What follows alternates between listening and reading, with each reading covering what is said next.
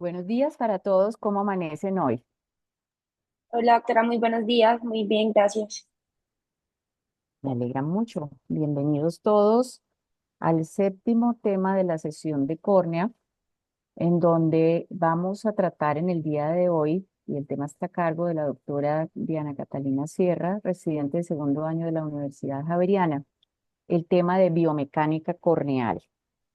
Este tema que es bastante importante, habla de una rama de la biofísica que estudia la estructura, la función y el movimiento de la córnea bajo diversas fuerzas externas.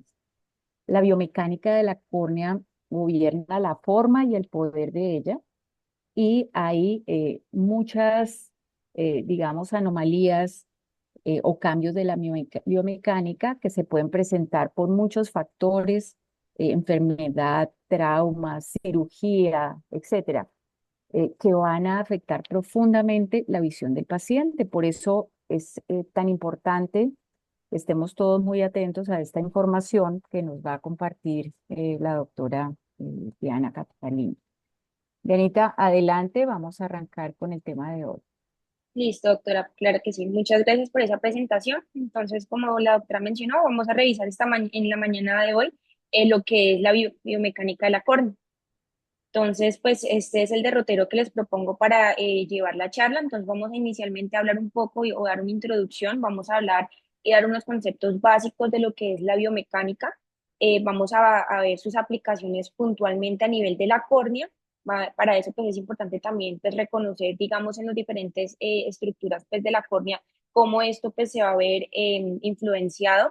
Vamos a dar unos conceptos de biomecánica y ya para, digamos, la parte práctica, vamos a hablar pues, de la comparación de la biomecánica corneal después del PRK, del LASIK y pues, de la extracción del lentículo con incisión pequeña, que es la que conocemos como el SMILE, y posteriormente vamos a hablar entonces de los cambios biomecánicos observados pues, en estas cirugías refractivas.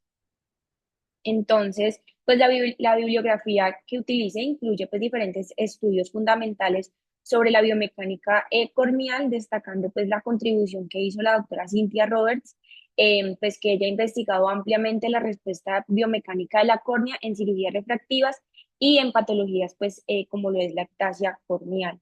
Entonces, pues esta fue la bibliografía que tomé como referencia. Entonces, para comenzar, es importante tener en cuenta o reconocer que la biomecánica pues, va a tener muchas definiciones, pero esta la podemos considerar como un conjunto de principios y conocimientos que son derivados de la física. Entonces, pues estos principios se van a utilizar para estudiar los efectos de que se ejercen por las diferentes fuerzas mecánicas sobre los sistemas orgánicos de los seres vivos y sus estructuras. Entonces, estas fuerzas se relacionan y se utilizan para predecir cambios, pues estos secundario alteraciones en los sistemas orgánicos y proponer así unos métodos de intervención, digamos, artificiales. Entonces, la biomecánica supone que el cuerpo humano se comporta de acuerdo con las leyes mecánicas newtonianas y es una ciencia pues que tiene diversas aplicaciones tanto en el ámbito médico como en el ámbito deportivo, ocupacional y pues industrial. Entonces, por naturaleza, la biomecánica pues va a ser una ciencia que es multidisciplinaria, en donde, como vamos a ver, podemos encontrar conceptos que tienen que ver con la parte de la física, anatomía, la biología y la química. Entonces, aquí es importante cuestionarnos y plantearnos la pregunta de por qué es importante conocer los principios biomecánicos de la córnea.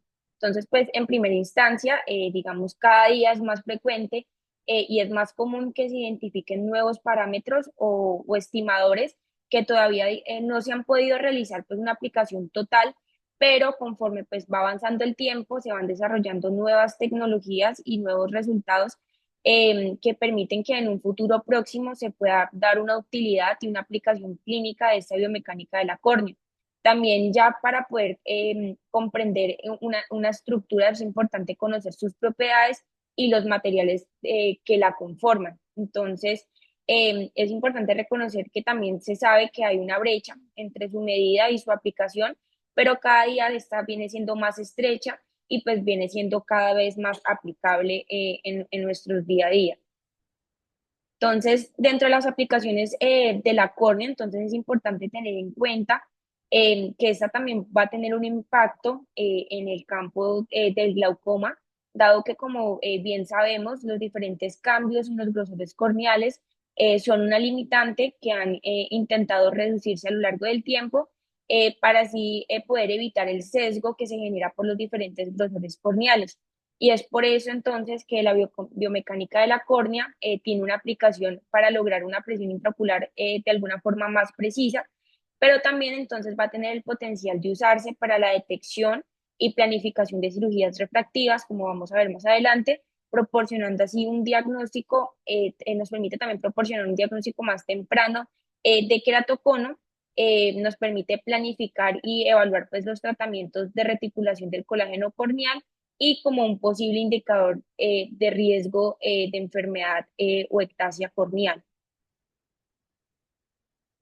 Entonces, es necesario una breve pues, descripción de los componentes mecánicos relevantes de la córnea cuando se caracterizan las propiedades mecánicas de esta.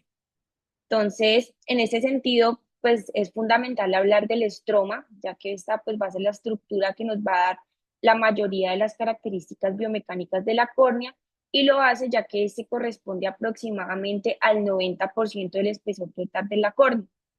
Se habla de que existe entre 250 a 500 laminillas que van a ser esas fibras de colágeno que van a variar en su ancho y en su espesor, en donde pues se dice que en promedio pues estas van a tener de 10 a 200 micrómetros de ancho y de 1 a 2,5 micrómetros de espesor. Y pues estas laminillas de colágeno van a ser estructuras que van a estar organizadas de forma paralela y van a tener, digamos, cierto grado de ramificación. No obstante, a pesar pues, de que estas fibras van a ser paralelas y ramificadas, no siempre vamos a tener ese mismo grado de organización a nivel de las diferentes porciones o localizaciones pues, de la córnea. Entonces, tanto hablando de centro a periferia, como a nivel pues, de sus diferentes profundidades. Y pues de qué va a depender que hayan variaciones tan importantes a nivel de ese componente mecánico del estroma. Entonces, pues esto se habla de que es principalmente por la presencia de los proteoglicanos, los glicosaminoglicanos y también dado por la densidad de los queratinocitos que están incrustados dentro pues, de esta matriz viscosa. Entonces, en el sentido de que el cambio estructural del estroma varía según su profundidad, vamos a hablar que el estroma anterior de la córnea, entonces este va a ser un poco más ramificado, lo que permite que sea mecánicamente más rígido y conforme pues, nos vamos acercando más hacia la membrana de Bowman, vamos a ver entonces que va a haber una disminución que se va a generar de forma logarítmica en relación a esa rigidez. Entonces, en el estroma posterior vamos a encontrar una menor ramificación y vamos a ver entonces que vamos a encontrar un mayor orden de esas fibras, las cuales van a estar dispuestas de forma más paralela y aparte van a tener un mayor estado de hidratación debido pues a que se va a encontrar más cerca del endotelio, que es el que pues, nos va a permitir regular esa parte de la hidratación del estroma. Entonces, aquí vamos a tener dos factores muy importantes. Entonces, el primero va a ser esta ramificación y lo segundo, entonces, va a ser ese orden de las fibras, entendiéndose así, pues, que una estructura más ramificada va a dar un resultado mecánico más rígido. Por el contrario, entonces, una estructura que tenga sus fibras más, digamos, entrelazadas y menos, pues, ordenadas. Es importante entonces también reconocer que las laminillas que se encuentran dentro de la córnea, estas van a variar dependiendo si nos encontramos a nivel del centro o si ya estamos parados más hacia la periferia. Entonces, en la parte central vamos a encontrar que estas laminillas van a, y pues a correr del limbo a limbo, y van a tener una alineación de colágeno ortogonal que va pues de 90 grados, van a tener 90 grados de separación. Estas pues suelen discurrir de la región nasal a temporal y van a tener unas orientaciones de superior a inferior, como podemos ver aquí en esta imagen. En contraste, entonces las fibras de colágeno que se encuentran en la periferia, estas van a tender a discurrir de forma circunferencial y pues estas tienden a fusionarse con las fibrillas corneales centrales y se fusionan ya pues con la esclera a nivel del limbo. Entonces esto va a generar unas anomalías y unos cambios en lo que viene siendo la estructura mecánica de la córnea, como ya vamos a ver más adelante. Entonces, otra pregunta que también debemos plantearnos es, ¿qué pasa con el epitelio y el endotelio? Entonces, pues ya hablamos que el estroma corresponde a ese 90% de la córnea y por ende, pues va a ser un factor determinante o es una estructura fundamental cuando nos referimos a la biomecánica de la córnea, pero ¿qué pasa con el endotelio y el endotelio? Entonces, pues como bien sabemos, estas son capas que son bastante delgadas y contribuyen a las propiedades mecánicas pasivas, pero lo hacen de una manera indirecta mediante la regulación del estroma.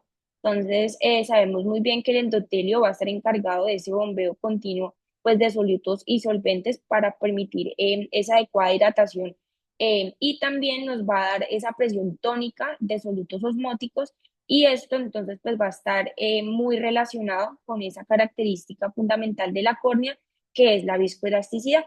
Entonces, ya que la córnea, pues no es un material que sea 100% elástico y tampoco, pues, en su polo opuesto tampoco es 100% viscoso, sino que comparte, digamos, esas dos características. Entonces, vamos a introducir unos conceptos de biomecánica. Entonces, el primero es el estrés, que pues, va a representar esa resistencia interna que va a ofrecer un material cuando se deforma. Entonces, lo vamos a medir como la fuerza por unidad de área de sección transversal, el cual se va a obtener de la normalización de las fuerzas utilizadas en el área geométrica. Y es muy importante porque entonces mediante este estrés nosotros vamos a poder comparar biomecánicamente diferentes regiones de la córnea e incluso, como les mencioné, que este estrés puede ser calculado, normalizado, pues utilizando esas áreas geométricas, también de alguna forma nos va a permitir comparar córneas que tengan cambios geométricos. Entonces, esta es la fórmula, entonces pues no vamos a entrar en detalle a analizar la fórmula, pero sí es importante entender el concepto en donde el estrés pues, va a ser medido en unidad de Newton por metro cuadrado o en pascales y va a representar entonces esa resistencia interna que ofrece un material cuando se deforma. Entonces aquí en la ecuación podemos ver que la misma fuerza en una córnea más delgada va a experimentar una mayor tensión. Entonces, aquí ya vamos a tener el esbozo en donde vamos, como pues sabemos, van a haber unas tensiones mecánicas en la córnea que van a ser creadas tanto por, digamos, fuerzas intraoculares como lo es la presión intraocular o como fuerzas extraoculares. Digamos, por ejemplo, podemos tener el frotamiento de los ojos, también pueden ser secundarias al parpadeo o la atracción pues, de los músculos extraoculares que generen aquí en la parte externa y pues la córnea debe poder de alguna forma distribuir esas tensiones internas y externas de tal forma que mantengan la forma necesaria para una refracción adecuada y una visión estable. Por otro lado, entonces vamos a tener la presión, que esta va a ser la fuerza que actúa perpendicularmente sobre la superficie de un material por unidad de contacto. Entonces, por ejemplo, tenemos la presión intraocular, que va a ser la fuerza perpendicular que va a ser aplicada en las superficies internas del ojo a través de los fluidos dentro del globo ocular, como lo pues, es el humor acuoso. Entonces, pues estas fuerzas son dinámicas y en relación con la presión intraocular de la superficie interna de la córnea, van a crear unas tensiones que van a ir en diferentes direcciones y estas tensiones a ser resultantes dentro del tejido corneal. Básicamente lo que esto quiere decir es que la presión intraocular entonces va a generar una tensión sobre la córnea, pero esta tensión no va a ser en una sola dirección, sino que va a ir en diferentes direcciones y va a generar unas tensiones resultantes dentro de la córnea. Entonces, esta presión va a tener una misma unidad que va a tener el estrés, a pesar de, digamos, de no ser como tal una unidad o una cantidad vectorial. Entonces, como les mencionaba, tenemos diferentes tipos de estrés generados en este caso, pues por la presión intraocular.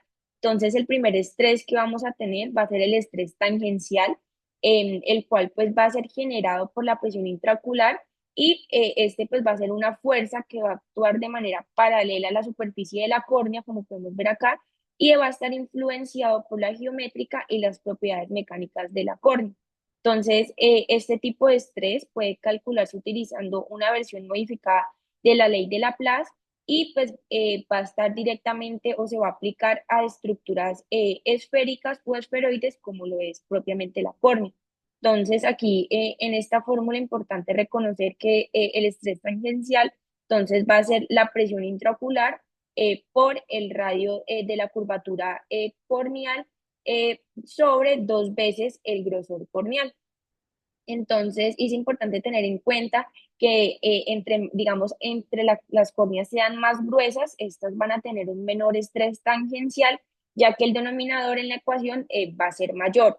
Y por el contrario, córneas más delgadas, estas van a tener un mayor estrés tangencial, lo que puede predisponer a deformaciones o ataxias pues, corneales. Ya en relación entonces con la curvatura corneal, entonces córneas más planas van a experimentar mayor estrés tangencial, mientras que córneas más curvas van a tener un menor estrés tangencial. Eh, También es importante entonces tener en cuenta que la córnea pues va a estar sometida a diferentes tipos de estrés mecánico debido pues a esta presión intraocular que encontramos. Uno de ellos entonces va a ser el estrés radial, que este se refiere básicamente a la diferencia de presiones entre la superficie externa de la córnea y que generalmente esta suele ser cercana a los 0 milímetros de mercurio y la superficie interna, que esta pues va a estar expuesta a la presión intraocular. Entonces, esta presión intraocular va a ejercer una presión hacia afuera sobre la cara interna de la córnea y la superficie externa, perdón, que va a estar pues en contacto con el aire o con la película lagrimal, va a tener una presión, pues como ya lo mencioné, que es cercana a cero. Entonces, esta diferencia de presiones lo que va a generar es que se va a crear un gradiente de estrés a lo largo pues del espesor corneal, lo que va a contribuir como tal a esa tensión estructural. Y esta pues en conjunto con el estrés tangencial y el estrés circunferencial van a jugar un papel puntualmente en la parte de la estabilidad y la deformación de la córnea ante cambios pues de la presión intraocular o en cirugías pues refractivas como veremos más adelante. Entonces, otro concepto que vamos a tener va a ser la deformación mecánica, que la cual pues se define como la relación entre el cambio de la forma de un material y sus dimensiones originales. Entonces, esta se va a expresar de manera adimensional, lo que significa que no va a estar representada como tal en una unidad. Entonces, aquí en la fórmula tenemos que la deformación mecánica, entonces va a corresponder a ese cambio en las longitudes del material debido a una fuerza como tal que se aplique sobre el área y sobre la longitud original del material. Entonces vamos a tener diferentes tipos de deformación en la córnea, entonces vamos a tener la deformación axial o longitudinal que va a corresponder como tal a ese cambio en la longitud de la córnea o en respuesta a una fuerza, como lo es la presión intraocular. Vamos a tener la deformación transversal, la cual pues, va a ser secundaria o se va a generar esa expansión o contracción en direcciones perpendiculares a la fuerza como tal que se aplique. Y vamos a tener las deformaciones por cizallamiento, las cuales pues van a generar un cambio de forma sin un cambio en el volumen como tal. Y estas ocurren cuando las capas internas de la córnea se deslizan de alguna forma entre sí. Entonces, ya aquí vamos a hablar del módulo elástico. Entonces, pues, ¿qué es el módulo elástico? Este básicamente, pues, va a ser una constante elástica que va a describir, pues, la relación entre la tensión aplicada y la deformación resultante en un material. Entonces, este se va a aplicar a gases, fluidos y sólidos, aunque en cada caso, pues, se va a expresar de manera diferente. Esta se va a obtener a partir de la pendiente de la curva de tensión de formación y es importante reconocer que cuando el material es más rígido, este va a tener un mayor módulo elástico, lo que significa que va a requerir una mayor tensión para poder lograr deformarlo. Entonces vamos a tener diferentes tipos de módulos elásticos. Entonces tenemos el módulo de Young, el cual pues nos va a hablar de la elasticidad longitudinal y este como tal va a medir la resistencia de un material a la deformación axial, hablando propiamente del estiramiento o la compresión. Entonces este se va a calcular como el esfuerzo sobre la deformación, en donde aquí pues sigma nos va a hablar de esa tensión pues aplicada por unidad de área que va a estar pues dado en pascales o en newton por metro cuadrado. Y también tenemos pues el epsilon, el cual pues nos va a hablar de esa deformación mecánica como tal que está ocurriendo. Entonces va a ser la relación adimensional entre el cambio de la longitudinal de un material y su longitud inicial. Eh, y esta suele expresarse en porcentajes. Tenemos también el módulo de corte o, o también pues, conocido como la elasticidad transversal, la cual entonces pues relaciona la tensión con la deformación de un material cuando se aplica como tal una fuerza cizallante. Entonces pues va a corresponder a ese desplazamiento lateral que se genera en la córnea. Entonces este va a ser importante en tejidos pues con estructuras fibrilar, como lo es la córnea, donde estas fibras de colágeno pues van a ser resistentes a esas fuerzas cizallantes. Y ya en cuanto al módulo de compresibilidad, que va a corresponder a esa elasticidad volumétrica, entonces este se usa puntualmente para medir el cambio de volumen de un material sometido pues a una presión que es uniforme. Entonces, en la córnea, digamos, este módulo no es tan relevante porque su estructura es relativamente, pues, no se ha podido comprender de un todo. Entonces, ya continuando, importante tener en cuenta que las propiedades mecánicas de la córnea van a depender entonces del estrés y de la tensión, teniendo en cuenta que estos son los parámetros que vamos a utilizar y que se van a tener en cuenta en ese módulo de Young, que nos va a poder permitir evaluar la facilidad con lo que se dobla o se estira un material.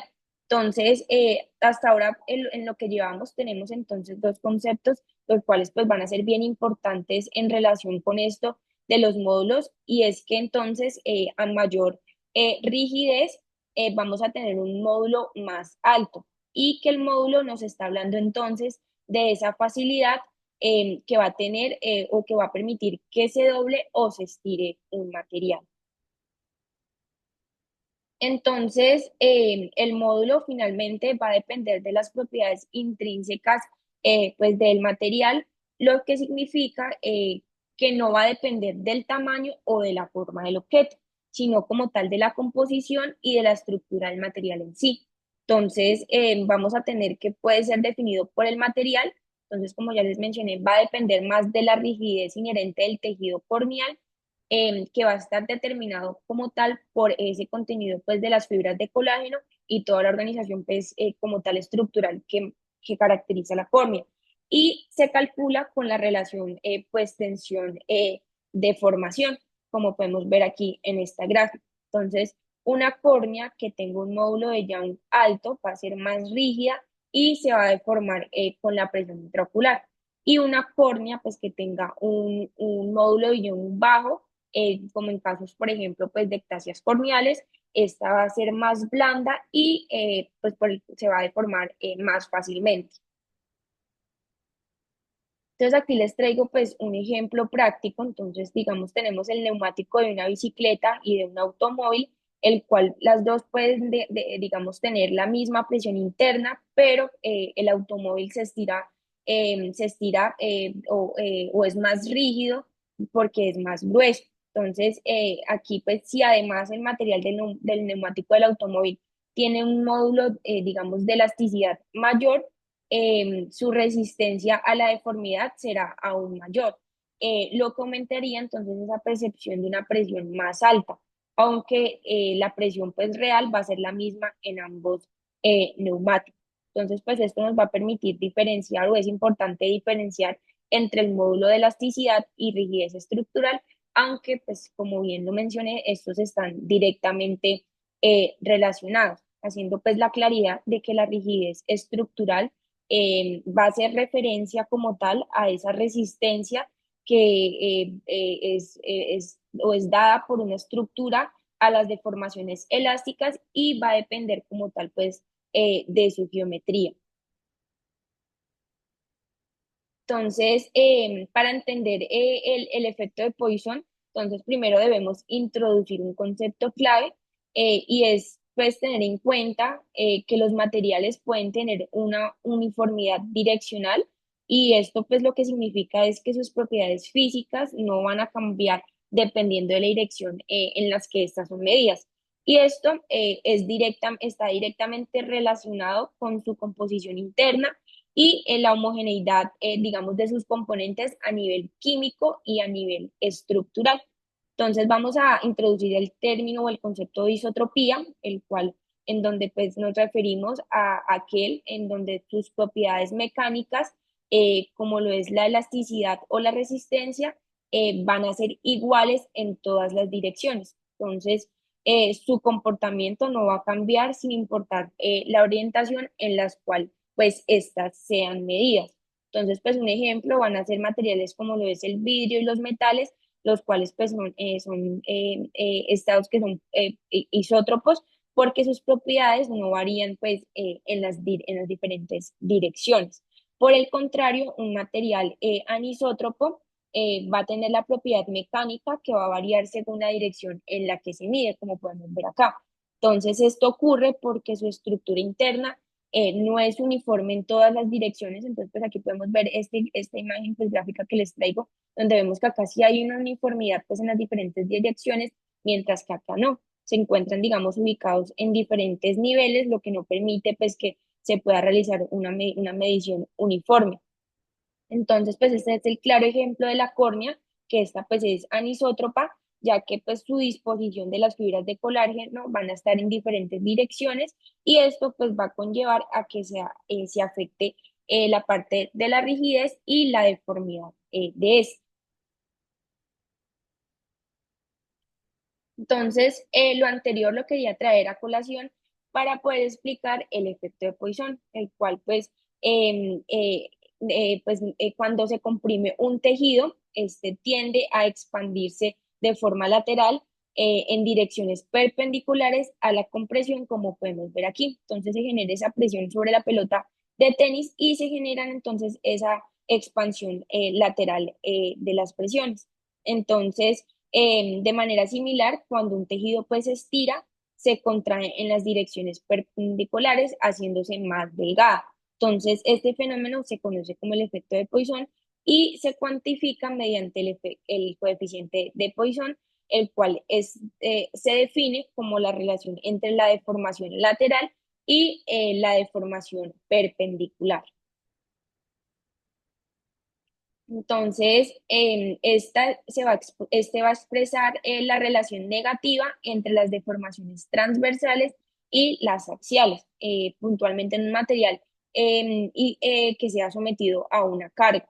Entonces, esto lo que quiere decir es que cuando un material entonces se estira en una dirección, este va a tender a contraerse en las direcciones perpendiculares.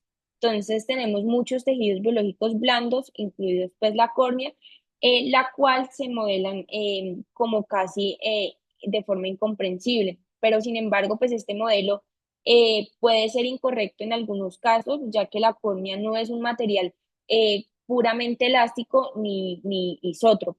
Entonces, hay algunos otros factores que pueden afectar la biomecánica de la córnea y pues este pues va a ser respuesta o va a surgir de esa respuesta mecánica de la córnea que no solo depende de su elasticidad, sino también de otros mecanismos biológicos. Entonces, pues tenemos como tal el módulo de compresión, cizallamiento y tracción, que ya lo mencionamos. También tenemos esa organización pues, de los proteoglicanos y los glucosaminoglicanos, los cuales van a generar esa afectación de la capacidad de retener agua y por lo tanto pues brindar esa hidratación a la córnea. Y también vamos a tener el contenido y organización del colágeno, que nos va a determinar como tal la rigidez y la anisotropía del tejido.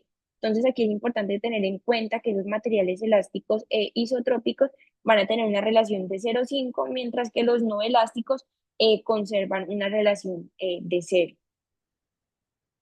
Entonces aquí en esta imagen de arriba tenemos la gráfica de un material lineal, como ya lo habíamos visto previamente. Sin embargo, cuando se trata de hacer el módulo de la córnea, se ve que nos va a dar esta curva en J, como podemos ver aquí. Entonces, esta curva en J es típica de la mayoría de de los tejidos biológicos blandos y demuestra una relación no lineal, la cual pues es inherente en el estrés y la tensión, donde pues tenemos una región inicial que va a ser no lineal, en donde generalmente se manejan unas tensiones bajas. Sin embargo, a medida que se aumentan estas tensiones, entonces llegamos a tensiones más altas y esta relación pues se vuelve ya más lineal, como podemos ver aquí. Ay, me están rayando las diapositivas. Entonces, como podemos ver aquí, se va haciendo como más lineal.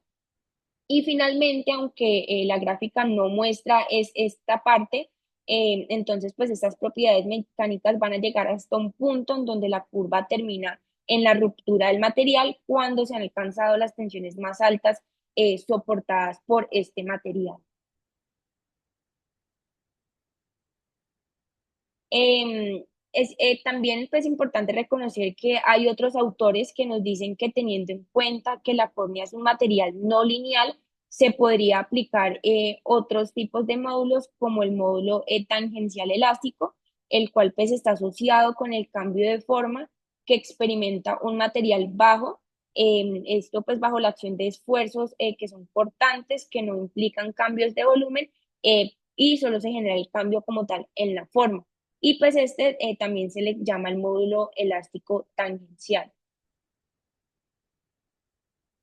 Hablaremos también de lo que es el material, es un material pues viscoso, en donde un material viscoso va a disipar esa energía mecánica que se le aplica en forma de calor y se deforma de manera diferente según la tasa de deformación pues que se aplique como tal, donde la deformación pues va a ser diferente según la tasa de deformación que se aplique y también pues va a variar según si son materiales puramente viscosos, los cuales se van a deformar plásticamente, digamos, según la fuerza pues, que sea aplicada de forma plástica. Entonces, vamos a tener, pues, diferente al material elástico, en el cual la deformación va a seguir el mismo camino a diferentes velocidades de formación, y es algo que es muy importante, y es que este va a volver a su tamaño. Entonces, por eso les traigo como la colación, pues, como de los cauchos, el cual los estiramos, pero este, pues, retorna a su posición, pues, normal. Y pues, cuando ya no se les aplica esta fuerza, vuelven a su forma original. Entonces aquí no se va a perder como tal energía mecánica durante la carga y la descarga, ya que todo se va a almacenar dentro como tal del material elástico. Entonces, tenemos que un material viscoelástico, entonces va a exhibir unas propiedades tanto viscosas como elásticas cuando se somete a un proceso de deformación. Entonces, esto significa de alguna forma que su respuesta mecánica va a depender del tiempo y también de la velocidad con la que se aplica una carga. Entonces, tenemos unos principios de compartimientos viscoelásticos, entonces tenemos lo que es la fluencia, la cual ocurre cuando un material se sigue deformando con el tiempo bajo una carga consistente. Entonces, por ejemplo, tenemos que si se le aplica una presión constante sobre la córnea, esta pues su forma va a cambiar de forma progresiva. También tenemos entonces la relajación de tensión, la cual ocurre cuando un material pues es sometido a una deformación fija y disminuye la tensión interna con el tiempo. Entonces aquí, digamos, un ejemplo podría ser en la córnea, cuando hay una presión mantenida, se va a generar una disminución progresiva de la tensión del tejido. Y tenemos también lo que es la histéresis mecánica, la cual va a representar la pérdida de energía cuando un material se carga y descarga de forma cíclica. Entonces, un ejemplo podría ser cuando se realiza la tonometría de rebote, en donde la respuesta pues, de la córnea muestra una diferencia entre la fase de carga y la fase de descarga. Y esto lo podemos ver aquí en este esquema, en donde pues se generan esos cambios conformacionales, pero que dependiendo pues según sea la carga, la intensidad y el tipo pues de tensión que se ejerza, pues este puede retornar a su forma original o pues ya digamos conservar esa memoria y no retornar a su posición original. Entonces, la magnitud del módulo de la córnea va a depender de una magnitud de factores relacionados con los constituyentes de la matriz extracelular del estroma y de su organización. Entonces, tenemos que el tipo de colágeno, también la densidad del colágeno, su orientación, las propiedades y la hidratación de la matriz viscosa de inclusión del colágeno. También tenemos pues el grado de reticulación entre las fibrillas de colágeno, los proteoglicanos y pues las propiedades de las fibrillas de colágeno van a tener un impacto en esta mecánica de la córnea y pues digamos toda esta influencia de todos esos factores nos van a tener un impacto como tal en la anisotropía y en las propiedades mecánicas dependiendo pues de las profundidades de la córnea como ya lo mencioné. Entonces, es importante tener en cuenta entonces que va a haber una anisotropía secundaria en la organización de las fibras, en donde las propiedades mecánicas de compresión y tracción en la córnea van a ser muy diferentes. Entonces, tenemos que la mayor diferencia en la rigidez se va a observar, perdón, entre esa compresión radial a través del espesor de la córnea y esa tracción tangencial que va a ser como tal paralela a la superficie de la córnea, en donde la rigidez tangencial pues, va a ser considerablemente mayor que la rigidez a la compresión y pues esto se puede evidenciar en un estudio de córneas porcinas en donde se encontró que la rigidez de la compresión eran 3 órdenes de magnitud menor que la rigidez pues a la tracción como tal.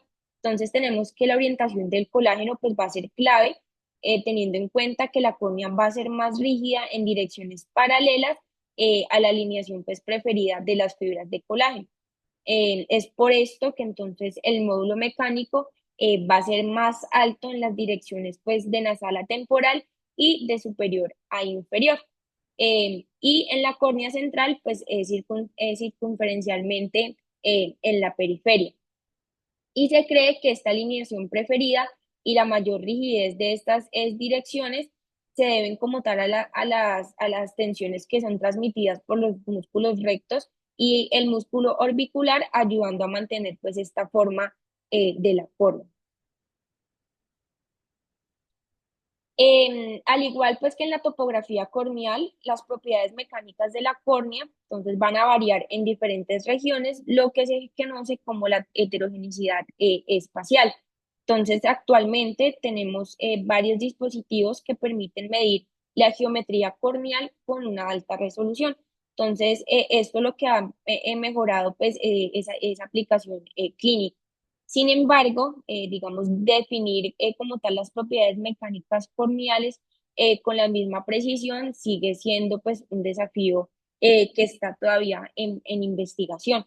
Entonces, para que esta evaluación biomecánica tenga un valor clínico, entonces estas técnicas de medición idealmente pues deben ser no invasivas, tienen que ser sensibles, repetibles, deben ser capaces de medir con alta resolución espacial, dado pues que la córnea no tiene un único módulo pues mecánico uniforme y este parámetro debe normalizarse en condiciones estándares como lo debe ser pues la presión intraocular inicial y la tasa de deformación corneal.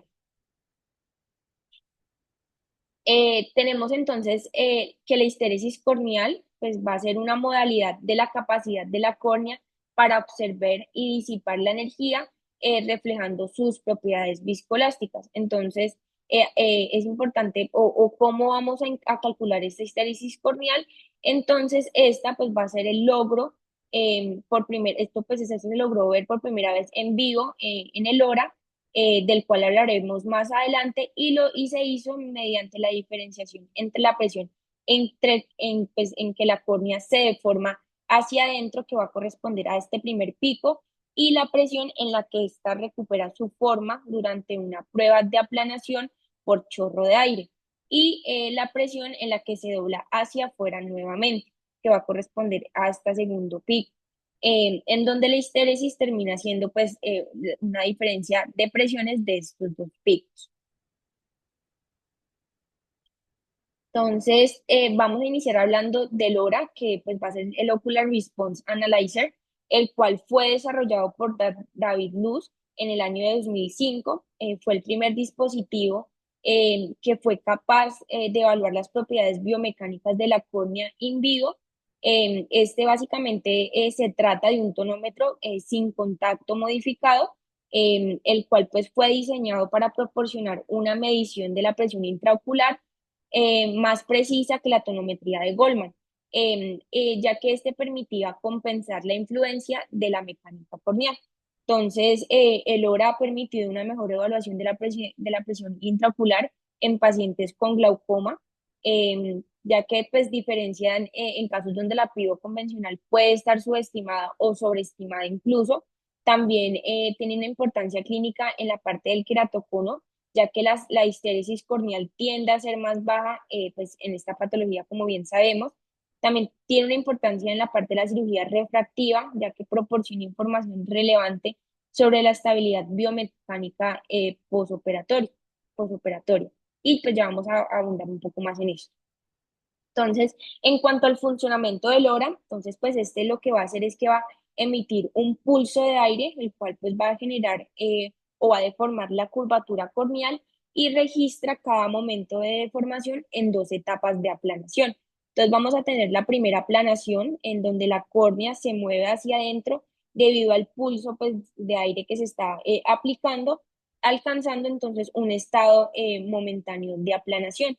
Entonces, en este punto se va a obtener la primera medida de la presión intraocular, que va a corresponder a esa P1. También posteriormente vamos a tener una concavidad breve, donde la córnea va a continuar su deformidad, eh, su deformación hasta alcanzar un estado de concavidad transitoria. Y posteriormente vamos a tener la segunda aplanación, el cual pues al cesar el pulso de aire, la córnea entonces va a regresar a su forma original y va a pasar por una segunda fase de aplanación, donde se va a obtener la segunda medición de la presión intraocular, que va a corresponder a esta P2. Entonces, la diferencia entre la P1 y la P2 es lo que se denomina como la histéresis corneal, la cual representa, como ya lo hemos venido mencionando, esa capacidad viscoelástica de la córnea para absorber y poder disipar energía. También vamos a encontrar otros factores que son medidos por el HORA. Entonces vamos a tener el factor de resistencia corneal, el cual teóricamente va a reflejar las propiedades elásticas de la córnea, y vamos a tener la presión intraocular compensada, la cual en donde pues un valor de la presión intraocular menos afectado pues va a ser un valor de la presión intraocular que es menos afectado por la biomecánica corneal, esto especialmente dado por el espesor corneal central, lo que hace pues que sea más precisa esta presión intraocular medida pues si se compara con el tonómetro de Goldman. Entonces, vamos a tener que nos van a dar pues, inicialmente la presión intraocular compensada, la cual se obtiene a partir de la diferencia entre las dos presiones de aplanación, pues va a ser, digamos, la fórmula va a ser la P2 menos la constante, la cual pues siempre va a ser 0,43, y esto multiplicado por la P1. Vamos a tener la presión correlacionada con Goldman, la cual se va a calcular como el promedio de las dos mediciones de presión en la fase de aplanación. Entonces, esta va a representar un valor de la presión intraocular, el cual va a ser más cercano al obtenido con la tonometría de aplanación de Goldman. Tenemos la histéresis corneal, la cual pues va a ser la diferencia entre P1 y P2 y representa esa capacidad viscoelástica de la córnea para absorber y disipar la energía. Y acá vamos a tener entonces ya el factor de resistencia corneal, que también pues, va a ser derivado de la histéresis corneal. Eh, Es importante entonces tener en cuenta que la medición de la histéresis corneal debe ser repetible en ojos individuales y muestra una fuerte correlación entre el ojo derecho e izquierdo del mismo paciente. Sin embargo, esta histéresis corneal varía entre individuos y no presenta una fuerte correlación con medidas pues, oculares comunes como lo es el radio corneal, el astigmatismo, el equivalente esférico, las longitudes axiales y la presión intraocular medida por la tonometría de Goldman. Tener en cuenta pues que en ojos normales la correlación entre la histeresis corneal y el grosor corneal central es estadísticamente significativo, pero débil. Y en patologías corneales, como podría ser una distrofia de Fuchs o queratocono, la histeresis corneal muestra alteraciones importantes. En glaucoma, esta histéresis corneal es más baja de lo normal y se ha identificado como un factor asociado de manera pues, independiente con la progresión de la enfermedad. Tenemos pues otro factor, va a ser el factor de resistencia corneal, el cual es matemáticamente similar a la estéresis corneal y este se va a obtener a partir de la combinación lineal de P1 y P2. Entonces, este como tal va a reflejar la naturaleza viscoelástica de la córnea. Digamos, si lo queremos diferenciar con la histeresis corneal, entonces este pues va a enfatizar más en P1 y nos va a proporcionar más información sobre las propiedades elásticas de la córnea. Y digamos, dentro de su relevancia clínica, vamos a encontrar que este va a estar más fuerte asociado con el grosor corneal que con la histeresis corneal en córneas normales. Este se puede reducir tras procedimientos de cirugía refractiva ablativa, como veremos, y pues tiene una correlación más fuerte con la tonometría de Goldman en comparación con la histeresis corneal y se distingue mejor entre los ojos normales y con queratocono que la histeresis corneal. Ya vamos a pasar a hablar entonces del Corbis ST, el cual también corresponde a un sistema de tonómetro sin contacto, este tiene pues un pulso de aire que es colimado y va a tener un perfil de presión constante. Entonces, este dispositivo va a capturar más de 4.300 fotogramas por segundo utilizando una cámara de Scheimpflug de ultra alta velocidad. Este se ha visto que puede llegar a cubrir 8.5 milímetros horizontales en una sola hendidura, lo que nos va a permitir poder hacer una evaluación dinámica de la deformación de la córnea. Entonces, de manera similar a LoRa, entonces vamos a tener ese pulso de aire, el cual nos va a generar entonces la deformación de la córnea, pero entonces va a usar una presión fija de pulso de aire. Esto va a generar entonces que la córnea se deforme hacia el interior en la primera aplanación y luego va a obtener o va a generar una forma cóncava hasta el punto en el cual pues se logra la concavidad más alta, como podemos ver pues aquí en esta imagen que se logra ya ese punto máximo. Entonces, posteriormente la córnea pues se recupera hacia afuera y se somete a una segunda aplanación antes de volver a su posición natural. Entonces tenemos que los algoritmos avanzados van a identificar los límites anteriores y posteriores de la córnea y la presión intraocular. Se mide entonces el primer momento de aplanación corneal y ya pues posteriormente una vez realizado esta medición, el dispositivo va a proporcionar un conjunto como tal de parámetros de deformación corneal basados en esta inspección dinámica de la respuesta corneal. Aquí pues se incluye el análisis de los parámetros que se extraen en el punto de concavidad más alto, que viene siendo, digamos, algo novedoso, ya que nos va a dar otro tipo de información respecto pues a la hora tradicional. Entonces, a grosso modo, podemos decir entonces que tenemos un dispositivo que lo que hace es que va a aplanar la córnea con aire, pero que va a tomar tantas fotos que nos va a permitir de una manera más fina tener esa inspección dinámica de la respuesta corneal.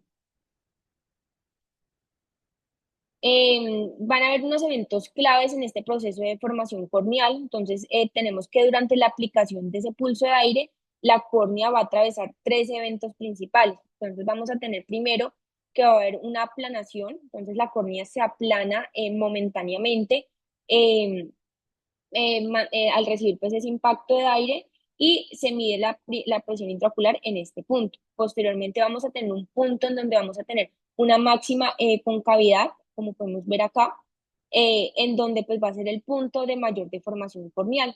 Y aquí nos va a permitir evaluar la resistencia biomecánica como tal de la córnea. Posteriormente vamos a tener un segundo momento de aplanación en donde pues, la córnea ya va a recuperar su forma plana antes de volver a su estado natural y se va a medir nuevamente la presión intraocular.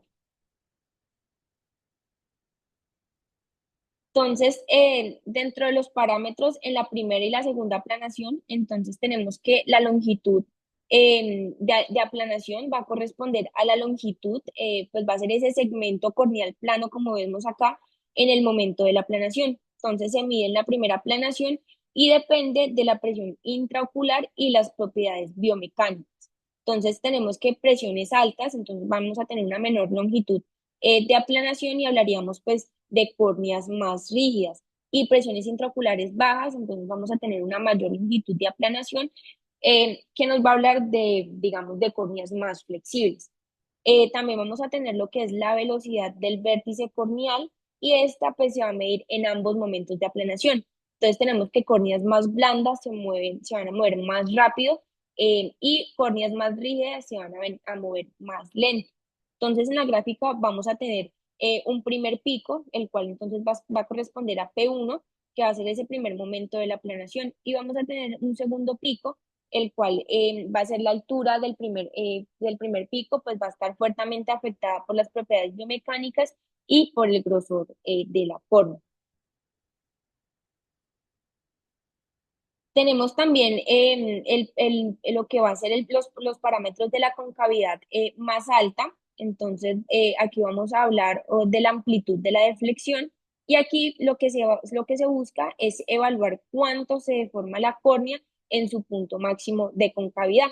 Entonces, aquí este dispositivo elimina el movimiento del globo ocular para poder realizar un análisis más preciso porque aunque no lo creamos, cuando el ojo humano se le pone una fuente directa de aire, el ojo genera un movimiento hacia posterior y se desplaza, lo que de alguna forma podría ser un factor de confusión y esto no podría pues ser evaluado por el hora. Entonces, pues esto anteriormente no se podía evaluar por el hora. Entonces, este dispositivo tiene esa novedad que lo que hace es que traza los movimientos del globo ocular hacia la parte posterior, como vemos acá, y lo va a restar con las deflexiones metas de la córnea y nos va a dar entonces esa amplitud de deflexión de la córnea corregido al hacer esa resta. También nos va a brindar o nos va a dar ese radio de curvatura que se va a medir en el momento de máxima deformidad corneal. Entonces tenemos que córneas más blandas nos van a dar un radio más pequeño y córneas más rígidas nos van a dar un radio más grande. También tenemos lo que es la distancia máxima, lo cual nos va a evaluar el punto más profundo de la concavidad generado por ese pulso de aire. Y tenemos la distancia entre los puntos de flexión, que nos va a medir entonces la separación entre los puntos donde la córnea deja de moverse hacia adentro y comienza, digamos, a recuperarse. Y nos va a reflejar tanto la respuesta central como periférica de la córnea.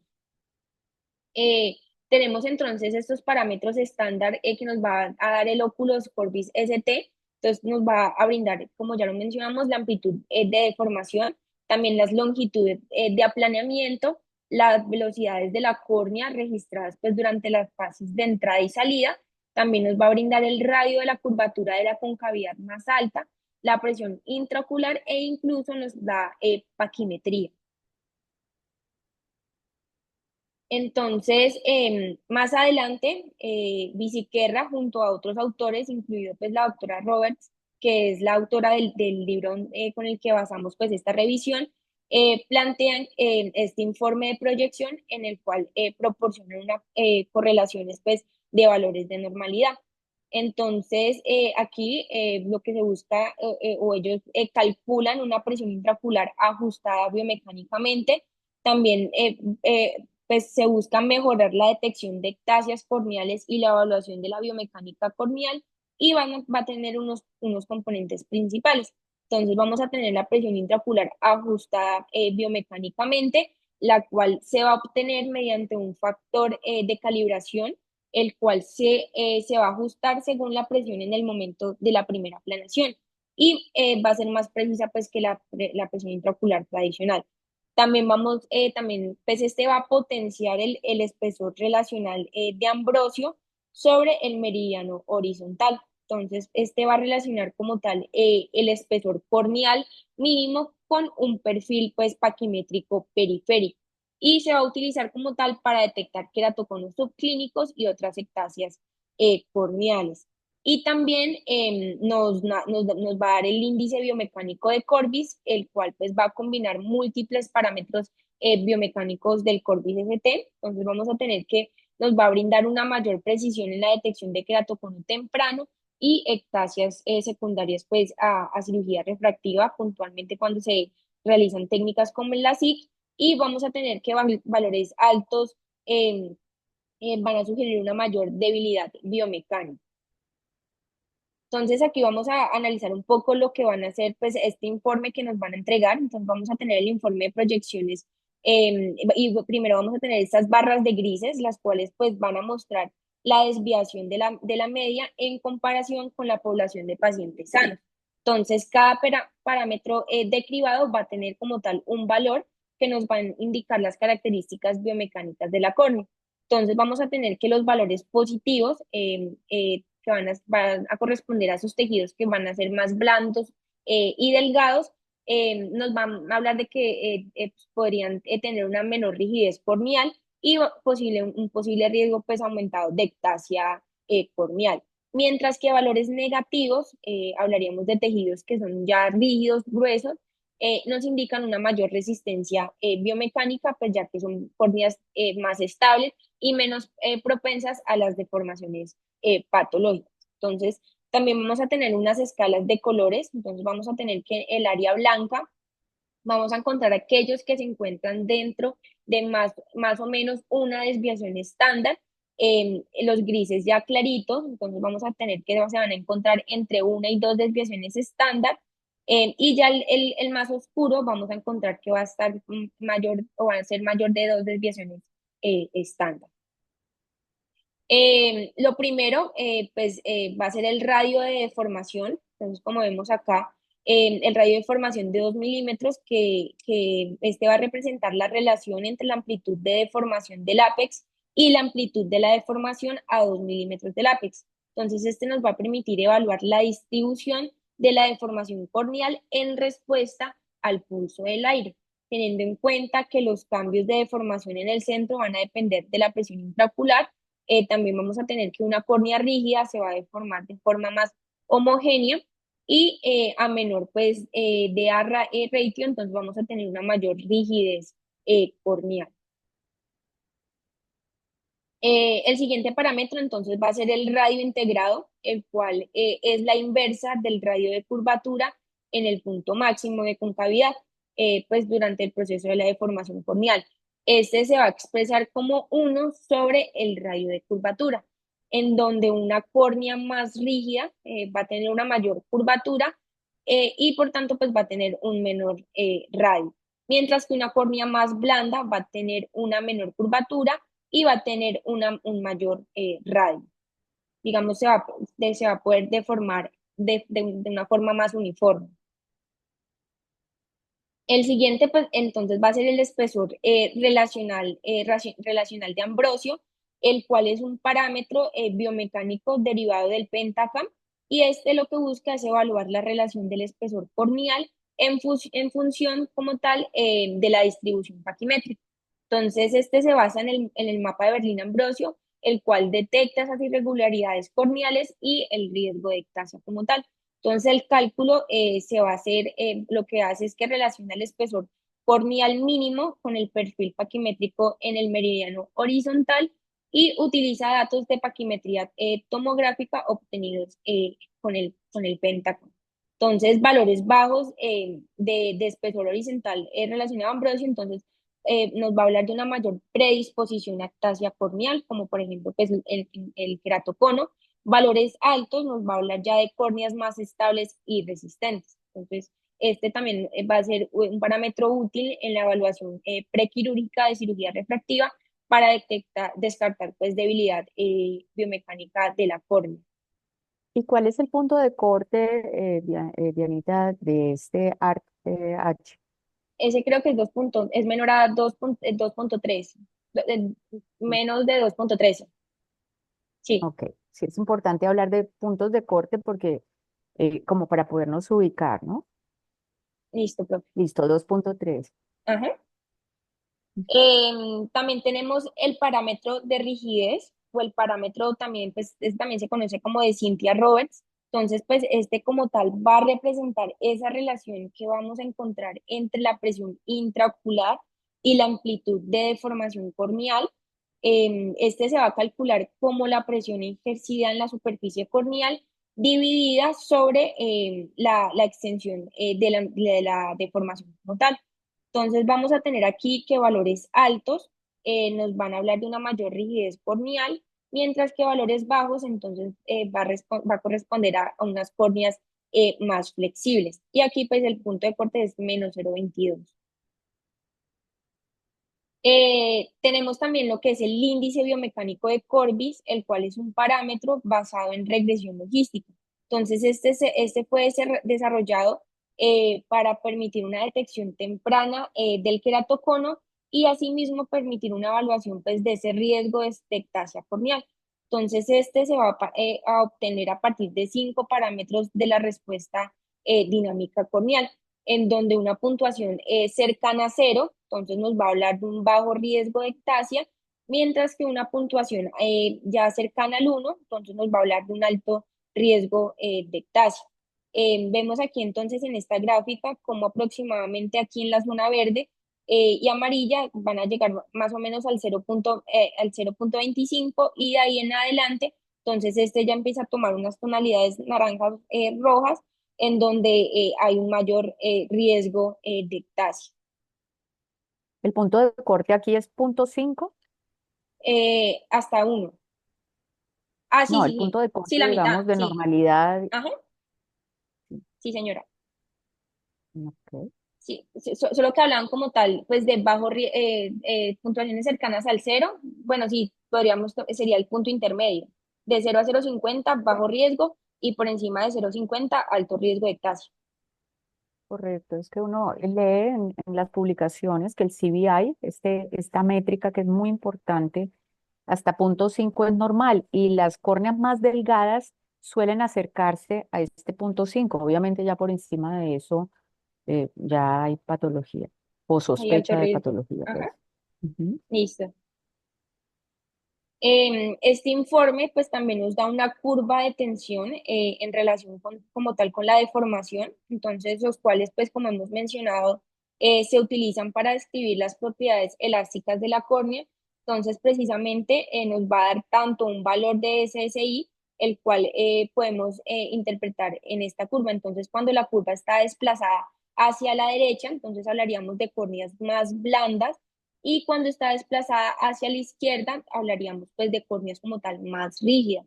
Entonces tenemos que el SSI pues, va a ser ese índice de tensión de formación en donde valores de uno nos indica una elasticidad promedio, valores ya menores a uno nos indica un comportamiento ya pues, más blando, por decirlo así, y valores mayores a uno nos habla de un comportamiento más rígido comparado pues con la población media.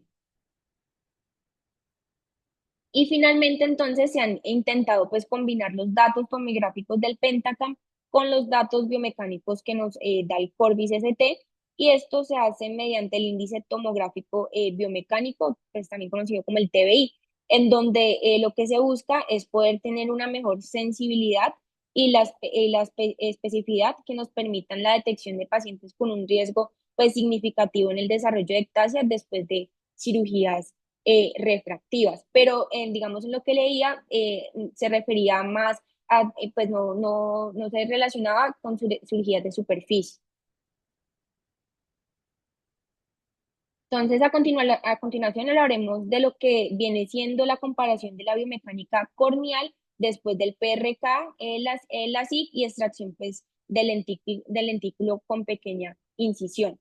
Entonces, pues voy a hablar brevemente de la historia. Entonces, pues en cuanto a la cirugía refractiva intrastromal, saber pues que ha evolucionado desde los primeros intentos, desde 1996, con el láser de pico segundo, en donde se requerían una disección manual extensa y generaban pues, superficies irregulares. Posteriormente, la introducción del láser de femtosegundo mejoró esta precisión hacia 1998, permitiendo ya en 2016 que se generara la extracción del lentículo pues, por medio del flex, cuyos resultados fueron comparables a la SIC, aunque con recuperación visual más lenta.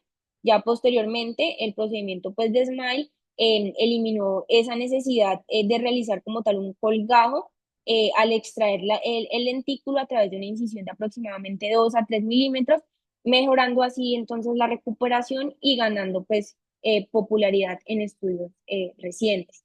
Entonces, dentro de las posibles ventajas biomecánicas del SMILE se incluyen que hay una mayor estabilidad corneal, esto pues debido a la ausencia de un colgajo, y es aquí en donde surge la diferencia entre estos métodos y la necesidad pues de crear ese colgajo, ya que nos hablan de que ese colgajo es lo que más hace cambios en la biomecánica corneal. Y el texto como tal nos plantea que esas ventajas biomecánicas del SMILE son una mayor estabilidad corneal, y esto se da pues por dos factores principales. Entonces vamos a tener que los cortes se hacen de forma lateral, como en el LASIK, y lo que se genera es que se debilita más la córnea que los cortes horizontales. Y también las láminas del estroma anterior van a ser más resistentes que las del estroma posterior, preservando mejor la integridad estructural. Entonces aquí tenemos una gráfica en la cual se trata de identificar cómo ese estroma periférico aumenta su espesor posterior al LASIK, y se cree que este aumento del espesor posterior del estroma periférico, digamos, parece ser la verdadera causa de la mayoría de las inducciones de las aberraciones esféricas. Se ha visto que corresponde probablemente al 85%. Entonces, se ha propuesto que esto repercute sobre la biomecánica de la córnea y sobre el grosor corneal posoperatorio, tal y como podemos ver pues, en esta imagen, donde el estroma pues, periférico lo que hace es volverse más grueso en cirugías refractivas. Aquí ya pues, está el posoperatorio con técnicas pues, cuando se emplea el LASIK, y esto se explica por varios motivos. Entonces tenemos que lo primero es que se sabe que la córnea pues está formada por capas de láminas de colágeno que se extienden del limbo a limbo, orientadas en ángulos precisos con respecto a las láminas adyacentes. Y esto contribuye entonces, pues como bien sabemos, a esa transparencia y a la fuerza de la córnea. Entonces estas láminas de colágeno del estroma van a estar rodeados por varios proteoglicanos, los cuales entonces van a ser responsables eh, de todo, pues, esta parte de la hidratación del estroma y la creación de este colgajo y la ablación, pues, del tejido estromal. Lo que van a generar es que van a cortar las laminillas corneales anteriores, lo que significa que la parte anterior de la periférica de las laminillas ya no van a estar bajo esa tensión, y por lo tanto, digamos, se van a relajar, lo que da como resultado un engrosamiento del estroma con un mayor contenido de agua. Entonces, la consecuencia de esta expansión de las laminillas anteriores básicamente es que van a ejercer una fuerza de tracción sobre las laminillas posteriores, lo que va a provocar una aplanación en el centro. Sin embargo, estas laminillas posteriores también tienen que lidiar pues con esta presión intraocular sin cambios, lo que puede provocar cambios de forma con el tiempo debido pues a toda esta redistribución de las fuerzas. Entonces, esto lo podemos ver aquí en esta tabla, en donde vemos que se emplearon dos profundidades, entonces tenemos 90 micras y 160 micras, y los diferentes tipos de cortes. Y miren, pues lo interesante aquí, en donde cuando se empleó solo la delaminación sola, independientemente de la profundidad, si pues se genera un cambio, no se genera un cambio en esta tensión pues corneal, pero ese cambio difiere de lo que viene siendo los cambios, por ejemplo, con los flaps de la SIC, e incluso ese cambio de tensión entre los flaps de la SIC y como tal la delaminación, que cambia pues según la profundidad, en donde podemos ver que pasa cuando se hace a 90 micras de un 9% a un 32%.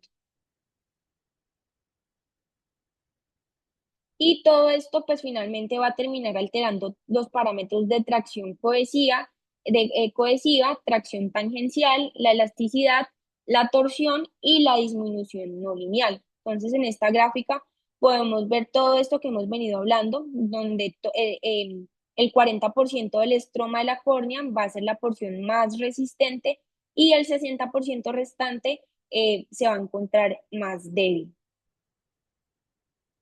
Continuando entonces con los parámetros de la doctora Cynthia Roberts, ella hace un modelo matemático basado en la resistencia a la tracción de la córnea, considerando cómo varía esta resistencia en función de la profundidad del tejido.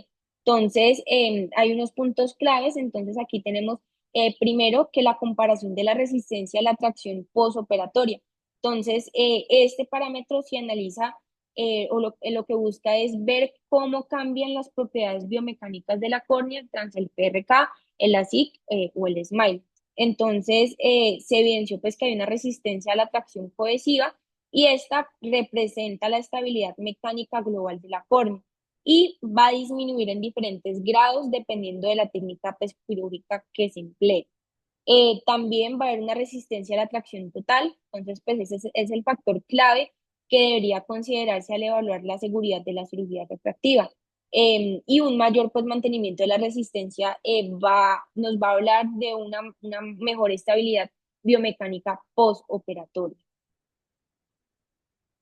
Entonces, lo que hizo ella para calcular el área bajo la línea de regresión en el caso de la resistencia a la tracción total es que el TTS, en el caso pues, después de la SIC, en donde se midieron las profundidades por debajo del grosor del lecho estromal residual, y aquí hay que hacer una aclaración, y es que ellos suponen que el colgajo, digamos, no va a contribuir a la resistencia a la tracción de la córnea posoperatoria.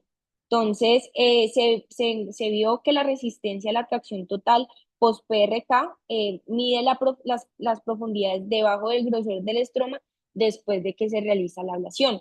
Y en el SMILE, entonces, se va a medir las profundidades por debajo de la interfase del lentículo inferior, sumando a las profundidades por encima de la interfase del lentículo superior o dentro del casquete estromal como tal. Entonces, ya aquí les voy a mencionar brevemente los resultados. Entonces, pues ella nos habla en que, pues, que esta tracción total posoperatoria fue mayor después del SMILE que después del PRK. ¿Ves? Cuando se compara PRK con SMILE. Entonces, la eliminación del tejido estromal refractivo se lleva a cabo en un estroma más profundo y relativamente más débil. Entonces, pues aquí se dejaría intacto el estroma anterior, el cual es más fuerte, lo que significa que para cualquier corrección refractiva, SMILE entonces va a dejar esa córnea con una mayor resistencia a la tracción si se compara con el PRK. Cuando se comparó SMILE con la SIC, entonces pasa exactamente lo mismo, debido entonces a que el estroma anterior lo vamos a dejar intacto y el SMILE va a dejar la córnea con mayor pues, resistencia a la tracción que la SIC para cualquier pues, corrección refractiva dada. Y si el SMILE entonces se realiza más profundo en la córnea, va a permanecer una mayor parte del estroma anterior más fuerte y esta tracción total posoperatoria va a ser mayor. Esto pues en contraste con el LASIK, donde un colgajo más grueso da como resultado pues un PTS más bajo, dado pues esta contribución mínima del colgajo a la biomecánica corneal después de la cicatrización. Entonces, a grosso modo, lo que quiere transmitir es que entre más profundo yo realice ese corte o la toma del lentículo, mayor va a ser esta resistencia posterior. Y ya entonces para ir concluyendo, el PTTS entonces también disminuyó para las córneas más delgadas, pero la diferencia entre los procedimientos también aumentó para las córneas más delgadas. Entonces, por ejemplo, en el LASIK, el estroma del colgajo más la ablación dentro del estroma anterior más fuerte, digamos, generaría una mayor porcentaje de pérdida del TTS. Entonces, pues si se compara como tal con la eliminación lenticular del tejido estromal, el cual pues va a ser más débil, más profundo dentro del estroma, mientras que si se dejan sin cortar el estroma anterior, pues este va a estar más fuerte. Y ya aquí entonces, ella hablaba de los cambios biomecánicos posteriores a la queratectomía facorrefractiva, en donde, digamos, se va a generar un menor impacto en el estroma anterior si se compara con el LASIK, ya que el PRK, pues no va a crear un colgajo y lo que se preserva pues, se va a preservar mejor la integridad biomecánica de la córnea en comparación con el LASIK y pues va a haber una disminución significativa en la estéresis corneal y también en el factor de resistencia corneal. Tanto en el PRK como en el ASIC se van a reducir estos parámetros, lo que indica hay una pérdida como tal de la estabilidad biomecánica posoperatoria. Y pues esto pues va a conllevar una correlación negativa entre la estéresis corneal y el factor de resistencia corneal y pues igual pues, va a depender de la cantidad de la corrección pues que se programe. Ella no lo grafica acá ambos parámetros, tanto la histeresis corneal como el factor de resistencia corneal, y podemos observar entonces que en ambos escenarios, previo y posterior al procedimiento, hay una disminución de estos parámetros, siendo un poco, digamos, más en la cirugía de la psique.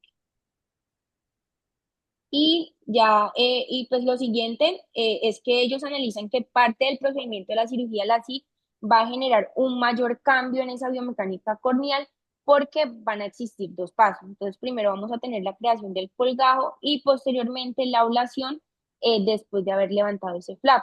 Y miren esto tan interesante en donde la curva, como podemos ver aquí, de los parámetros de la histéresis y de la resistencia corneal digamos, se mantienen relativamente estables cuando se realiza ese flap.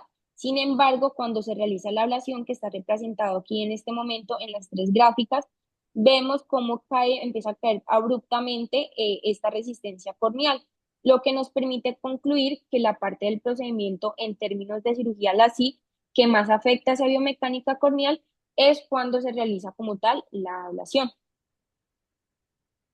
Y eso era lo que les traía en la mañana de hoy. Muchas gracias. Muchas gracias a ti, Diana. Has presentado con bastante claridad un tema bien complejo, como es el de la biomecánica corneal, y poderlo aterrizar pues a nuestra práctica del día a día. Eh, lo que acabas de mostrar al final es que mientras uno haga la ablación a una mayor profundidad, por ejemplo, en el caso del LASIK, eh, eso es lo que va a tener más impacto en la alteración pues, de los parámetros biomecánicos. Inicialmente la misma doctora Roberts nos hablaba que solamente hacer el corte en el LASIK genera una redistribución de las fuerzas tensiles pues, de las láminas de colágeno, eh, pero básicamente al hacer ese corte sumado al adelgazamiento del estroma que se produce en la ablación, pues es lo que produce mayores cambios. Claro, Lo de la Smile, que ha surgido como una alternativa para mantener estable esa biomecánica, pues sí, la teoría es esa, se respeta ese estroma anterior más fuerte, pero en la medida que aumenta la ablación, pues también esa parte posterior de la córnea que nos mostraste es más hidratada, más simétrica y menos resistente, también puede generar ectasia. Entonces, el mensaje aquí sería que aunque el SMILE ha demostrado mayor resistencia corneal que otras técnicas, incluso estaba ahí demostrado que el mismo PRK, pues no es, digamos, la panacea, ¿no? Se han publicado casos de ectasia post-SMILE, así que tener en cuenta esto. Bueno, ¿alguna intervención por parte del público? ¿Alguna duda, comentario? Hola Merceditas, buenos días. Buenos días, Osquitar, adelante. Bueno, este tema es bien complejo. Diana ha hecho un gran esfuerzo por explicarnos todos esos conceptos de biomecánica. Eh, la doctora Cynthia Roberts, digamos, para las personas más jóvenes que no la conocen, ella es, de base ella es enfermera, pero ella luego hizo unos estudios en ingeniería biomédica. Ella es ingeniera biomédica y es la persona, digamos, que más ha trabajado, yo creo, en este tema de la biomecánica. Eh, Ella entró, digamos, el escenario internacional con un artículo que todos lo recordamos, Mm. que se llamaba o que se La llama córnea no La es un córnea no es un pedazo de pedazo de plástico. plástico, queriendo decir pues que todas esas teorías acerca de cortar, ablacionar, etcétera, funcionaban muy bien en un pedazo de plástico, pero en la córnea no, porque la córnea es un tejido vivo que tiene su propia dinámica biomecánica. Y bueno, ha seguido trabajando. Ella estuvo incluso, aquí la invitamos, ella estuvo acá en uno de nuestros congresos internacionales. Aquí la trajimos. Mm, esto, y fíjense que pues, ha pasado más de una década. Ese artículo se publicó en el año 2000. Han pasado 25 años después de que se publicó ese artículo. Y es decir, se sigue trabajando. Si ustedes miran pues los artículos que hay sobre el ORA y el Corbis, se ha avanzado mucho, pero no se ha llegado todavía al punto que se pueda predecir con gran exactitud el comportamiento de la córnea y poder predecir sobre todo en pacientes con sospechas, o sea, pacientes sospechosos de queratocono, poder predecir con gran exactitud si va a desarrollar o no ectasia. Pero se está trabajando y han aparecido cosas nuevas y seguramente esto va a seguir evolucionando favorablemente. Esto, recalcar algo que decía la doctora Merceditas, y es que tanto en la SIC como en PRK, como en el SMILE o el CLEAR, hay riesgo de ectasia corneal en los tres procedimientos. En la SIC se ha mejorado muchísimo el riesgo, se ha disminuido el riesgo de ectasia con el Fentolasic, porque ahora podemos tener unos flaps muy delgados y con una desviación estándar de su grosor muy bajita, de 3 micras, que es el que logramos acá con nuestro equipo Z8, de modo que, pero con todo eso, con todas las mejoras tecnológicas, aún el riesgo de ectasia corneal existe y por eso, digamos, es que se está trabajando mucho todavía en esto.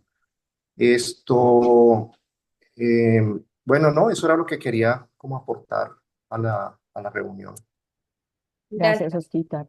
Sí, muy, Sí, muy válido. Digamos que estas medidas hechas con estos equipos, obviamente son costosos y no comerciales, es decir, comerciales, pero no eh, posible de tenerlos en todas las prácticas, nos va sumando otros parámetros de seguridad cuando hacemos el screening de pacientes previo a cirugía refractiva. Digamos que esto no es que vaya a reemplazar todo lo anterior, es una cosa más que vamos a sumar en el armamentario de evaluación para disminuir el riesgo de esa complicación tan temida, hablando de cirugía refractiva como es la ectasia corneal. El Corbis ST hasta el momento supera el ORA en su predicción de alteración biomecánica, pero pues hay muchas cosas que vienen adelante. El espectroscopio de Brillouin es algo que siempre lo oímos mencionar, todos los estudios apuntando pues a que esta tecnología nos va a ayudar muchísimo en esto, pero pues comercialmente todavía no disponible. ¿Alguna intervención adicional? Bueno, de trabajo.